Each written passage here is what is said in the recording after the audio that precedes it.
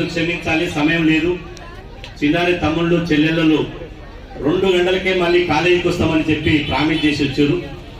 కాబట్టి ఇది పెద్దల సభ అయితే సాయంత్రం వరకు నడిచేది. కాబట్టి సమయం లేదు. కాబట్టి మా ప్రొఫెసర్ ప్రభంజన్ యాదవ్ గారు, అదేవిధంగా దుర్గయ్య గౌడ్ గారు, బైరు శేఖర్ గారు, అదేవిధంగా తాటికొండ విక్రమ్ గౌడ్ గారు వాళ్ళు మాట్లాడలేదు. మా మాదేశి రాజేందర్ గారు, ఇంకా వేదిక మీద ఉన్న చాలా మంది పెద్దలు మాట్లాడలేరు. కాబట్టి ఎవరు మాట్లాడినా ఇదే సబ్జెక్ట్ కాబట్టి అదిలా భావించవద్దు, మళ్ళీ ఒకసారి అవకాశం వస్తుంది. అదేవిధంగా ఈ కార్యక్రమ సభాధ్యక్షులు బీసీ విద్యార్థి సంఘం రాష్ట్ర అధ్యక్షులు ఇవాళ గొడుగు మహేష్ యాదవ్ గారు, అదేవిధంగా వేదిక మీద ఉన్న పెద్దలందరూ రాజేంద్ర గారు, మధుసూదన్ చారి గారు, ఇప్పటిదాకా మాట్లాడిన జాన్ వెస్లీ గారు, అదేవిధంగా వేదిక మీద ఉన్న పెద్దలు, ఇక్కడికి వచ్చినటువంటి వేలాది మంది విద్యార్థులు విద్యార్థులందరికీ పేరు పేరున సామాజిక ఉద్యమ వందనాలు. ఓసారి గట్టిగా విద్యార్థుల ఐక్యత నోరు అనాలి, రేవంత్ రెడ్డికి వినపడాలి. విద్యార్థుల ఐక్యత విడుదల చేయాలి, ఫీజుల బకాయిలను వెంటనే. Thank you. ఈరోజు గత 4 సంవత్సరాలుగా రాష్ట్రంలో ఉన్నటువంటి 14 లక్షల మంది విద్యార్థులకు, పేద విద్యార్థులకు ఫీజుల రియంబర్స్మెంట్ బకాయిలు రావడం లేదు, స్కాలర్షిప్లు విడుదల కావడం లేదు. దీంతో కాలేజీలలో ఇలా ఫీజు కడదామంటే ఇలా మార్చి వస్తుంది, ఎగ్జామ్ ఫీజు కడదామంటే కాలేజీలో కట్టుకోరు. ఎందుకంటే నువ్వు ట్యూషన్ ఫీజు కడితేనే ఇలా ఎగ్జామ్ ఫీజు కట్టుకుంటామని చెప్పి అక్కడ కాలేజీలో కట్టుకోరు. అదేవిధంగా హాల్ టికెట్ ఇవ్వరు. అదేవిధంగా హాల్ టికెట్ ఇవ్వకపోతే దాదాపు ఇప్పటికే తెలంగాణ రాష్ట్రంలో ఫీజులు కట్టలేక 14 మంది విద్యార్థులు చనిపోయారు.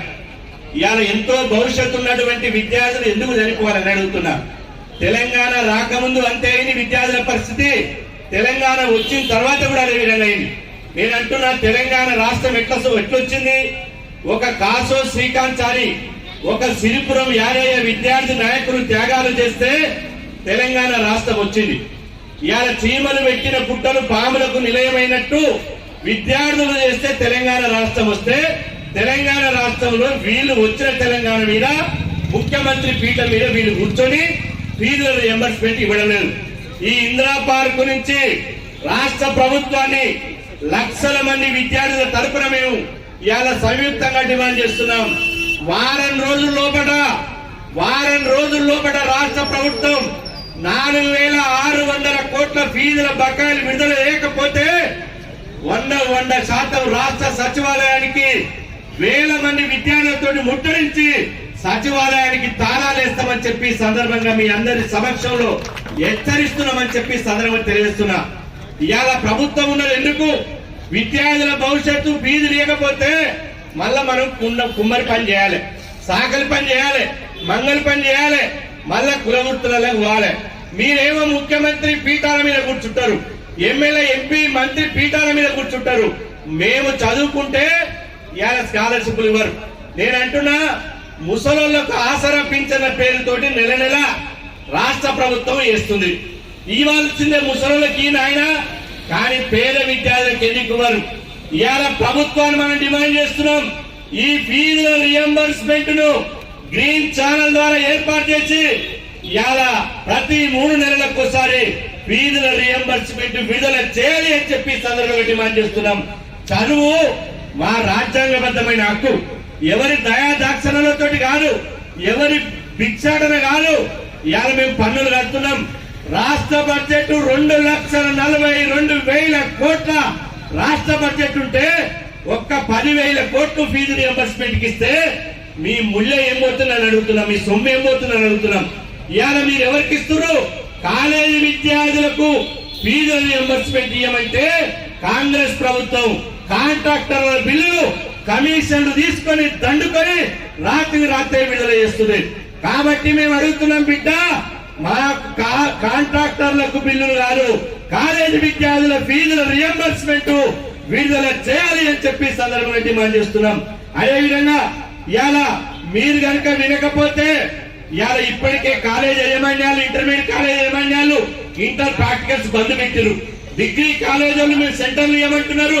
ఇవాళ తెలంగాణలో ఎస్సీ ఎస్టీ బీసీ మైనార్టీ పేద అగ్రకుల పేదలందరూ కాలేజీలు పెట్టుకుంటే ఇవాళ వచ్చిన తెలంగాణలో కాలేజీలకు తాళాలు పడ్డాయి. ఎక్కడ కూడా కాలేజీలు నడిచే పరిస్థితి లేదు. ఇది రాష్ట్రంలో జరుగుతున్నటువంటి వాస్తవాన్ని కాంగ్రెస్ ప్రభుత్వం రావాలి. కాంగ్రెస్ ప్రభుత్వం కామారెడ్డి డిక్లరేషన్ ఇచ్చింది. బీసీ విద్యార్థులకు మేము వస్తే ఎస్సీ ఎస్టీ విద్యార్థులకు ఎట్లయితే ఫుల్ ఫీజులు ఇస్తున్నామో మొత్తం ఫీజులు ప్రభుత్వం ఇస్తుందని చెప్పి హామీ ఇచ్చింది. ఈ సందర్భంగా డిమాండ్ చేస్తున్నాం, ఎట్లయితే ఎస్సీ ఎస్టీ మైనార్టీలకు విద్యార్థులకు ఇస్తున్నారో బీసీ ఈబీసీ విద్యార్థులకు కూడా టోటల్ ఫీజులు విడుదల చేయాలి. ఇలా జరిగింది. ఇలా సమర శంకరావు ఒక మచ్చుకు మాత్రమే. పొద్దుగాల 10 గంటలకు వచ్చినాం. ఇవాళ మళ్ళీ అడుగుతున్నాం. ఇదే ఇందిరా పార్క్ దగ్గర చెలో హైదరాబాద్ పెట్టి లక్షల మంది విద్యార్థులను కదిలించి సచివాలయాన్ని జరగకుండా ప్రభుత్వాన్ని స్తంభింపజేసి మరొక తెలంగాణలో ఎట్లయితే తెలంగాణ కోసం విద్యార్థుల పోరాటం జరిగిందో మళ్ళా మరొక సామాజిక విద్యార్థి పోరాటాన్ని ముందుకు తీసుకుపోతామని చెప్పి సందర్భం గుర్తు చేస్తున్నాయి. ప్రైవేట్ యూనివర్సిటీలో రిజర్వేషన్ లేవు. నేను అంటున్నా ప్రైవేట్ యూనివర్సిటీలో కూడా ఎస్సీ ఎస్టీ బీసీ మైనార్టీ వాళ్లకు రిజర్వేషన్లు ఉండాలి. రిజర్వేషన్లు ఎవరిచ్చే ఇచ్చ కాదు, మా సామాజిక హక్కు. రిజర్వేషన్లు ఇచ్చే వరకు మిమ్మల్ని వదిలిపెట్టం. అదేవిధంగా యూనివర్సిటీ విద్యార్థుల మెచ్చార్జీలు పెంచాలి. అదేవిధంగా మిడ్ డే మీల్స్ ఉన్నటువంటి విద్యార్థుల మెచ్చార్జీలు పెంచాలి. ఈ అన్నిటిని మర్యాదగా రేవంత్ రెడ్డి ప్రభుత్వాన్ని అడుగుతున్నాం. ఈ మర్యాదగా అడిగినప్పుడు ఇస్తే ఆయన మంచిదంటాం, ఇయ్యకపోతే విద్యార్థి లోకమంతా రేవంత్ రెడ్డి ప్రభుత్వాన్ని భారతం పట్టడానికి సిద్ధంగా ఉన్నామని చెప్పి ఈ సందర్భంగా తెలియజేస్తూ నేను చెప్తున్నా, ఏ పార్టీ కాదు, మాకు ఏ జెండా కాదు, 100% మా ప్రాణాలు అర్పించైనా సరే ఈ ప్రభుత్వం మీద, ఈ కాంగ్రెస్ ప్రభుత్వం మీద యుద్ధం ప్రకటించి పోరాటం చేసి ఫీజు రియంబర్స్మెంట్ స్కాలర్షిప్ ఇప్పించేటువంటి బాధ్యత మాదే అని చెప్పి సందర్భంగా తెలియజేస్తూ ఈ అవకాశం ఇచ్చినటువంటి బీసీ విద్యార్థి సంఘం వారికి ప్రత్యేకంగా ధన్యవాదాలు సెలవు తీసుకుంటాం.